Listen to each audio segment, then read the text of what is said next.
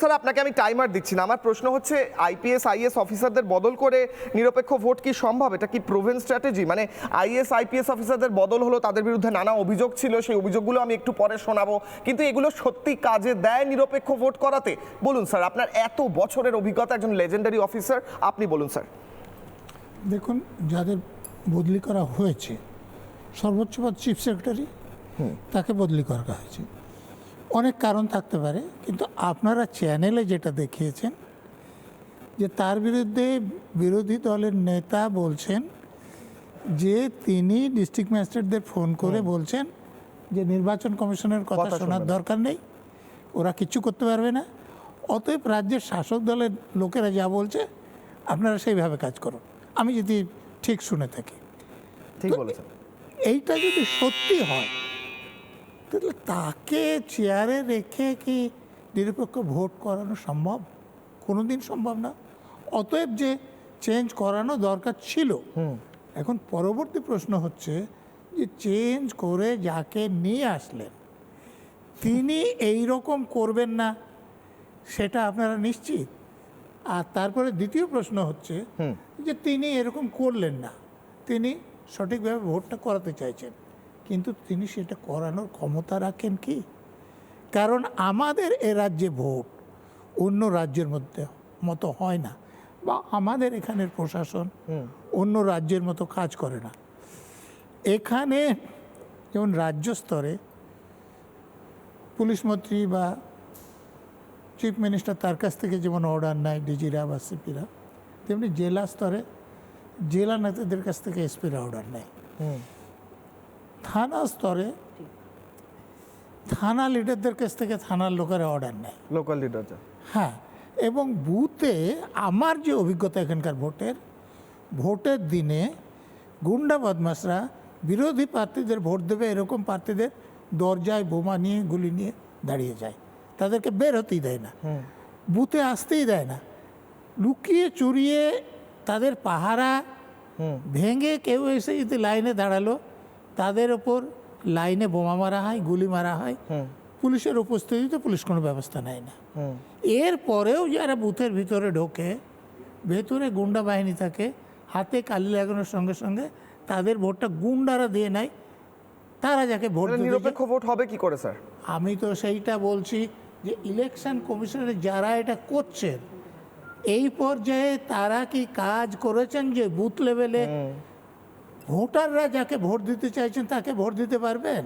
আমি এইটা নিয়ে চিন্তা ভাবনা করে এই বইমেলে একটা বই প্রকাশ করেছি, রাজ্যে পরিবর্তন কেন দরকার, কিভাবে সম্ভব, এই যে শেষের পার্টটা সম্ভব কিভাবে, এই তালিকা সংশোধন করা থেকে আরম্ভ করে ভোটের আগে, ভোটের পরে, ভোটের দিন ভোটাররা যাতে নিরাপত্তা বোধ করে এবং তার পছন্দ মতো প্রার্থীকে ভোট দিতে পারে, এটা যদি নিশ্চিত করা না যায় তাহলে তো নিরপেক্ষ ভোট সম্ভব নয় স্যার।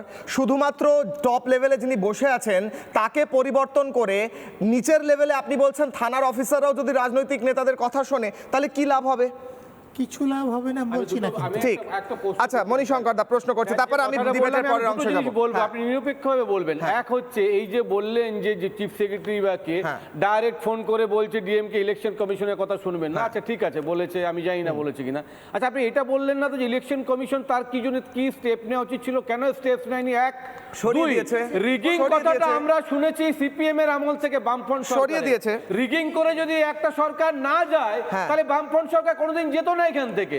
মানুষ যদি ভোট দেয়, মানুষ যদি পরিবর্তন চায়, রিগিংটা বড় কথা নয় স্যার, এটা আপনি স্পষ্ট করে বলুন। কাউন্টার করুন কেয়াদি।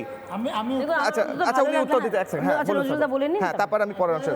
যেভাবে ভোট হয়েছিল এবার যদি সেইভাবে ভোট হয় তাহলে কিন্তু যারা রাজ্যে ক্ষমতায় আছে তারা ক্ষমতায় থাকবে না। কিভাবে ভোট হয়েছিল 11 সালের ভোটে? আমি তখন চাকরিতে ছিলাম। নির্বাচন কমিশন এটা নিশ্চিত করেছিল যে প্রিজাইডিং অফিসার, পোলিং অফিসার বা পুলিশ অফিসার যারা বুথে ডিউটি করতে যাচ্ছে তারা যাতে তৎকালীন শাসক দলের হয়ে কাজ না করে, এবং পুলিশ অফিসার কেন্দ্র বাহিনী যদি বা রাজ্যেরও তো অনেক বাহিনী আছে, আপনারা জানেন স্টেট আর্ম পুলিশের 11টা ব্যাটালিয়ন আছে, সেটা নিশ্চিত না করলে তো তার মানে আপনি অসম্ভব। বলছেন কেন্দ্রীয় আচ্ছা কেয়াদি সরকার, কাউন্টার কংগ্রেস, করছে, তারা আসছি, নিরপেক্ষভাবে স্যার। নির্বাচনটা এক করতে মিনিট, দিয়েছিল, কেয়াদি যেটা কাউন্টার করুন, আমি বিজেপি পরের করতে অংশে চায়। যাবো ডিবেটের, প্রত্যেকের কাছে আসি, দ্রুত কাউন্টার কেয়াদি। লজিকে কথা বলা দরকার, হ্যাঁ। যেটা নজরুল স্যার একদম সঠিক বলেছেন, হ্যাঁ। যে এই যে কেন্দ্রীয় বাহিনী তাদের যে পরিচালন ভার সেটা কার উপরে আছে? রাজ্য সরকারের উপরে। তোমার মনে আছে কৃষকরা যে পঞ্চায়েত ভোটের সময় নজিরবিহীনভাবে কেন্দ্রীয় বাহিনী আসা সত্ত্বেও এত হিংসা হয়েছিল, এত সন্ত্রাসী ছিল কেন? কারণ এই রাজ্য সরকার চেয়েছিল সন্ত্রাসটা হোক, রাজ্য সরকার কেন্দ্রীয় বাহিনীকে বসিয়ে রেখে কাজ না করিয়ে এরা ওই চোট্টামি বলো, রিগিং বলো, গুন্ডামি বলো করে ভোট আদায় করেছিল।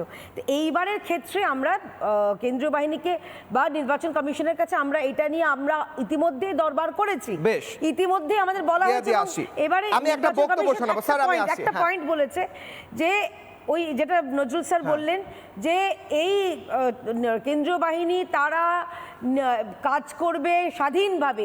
আমাদেরও সেই দাবি যে এই রাজ্য সরকার যেভাবে তাদেরকে বুঝলাম কেয়াদি। পাল্টা দিকে যেদিকে আমি একটা বক্তব্য শোনাবো, কেয়াদি বুঝলাম।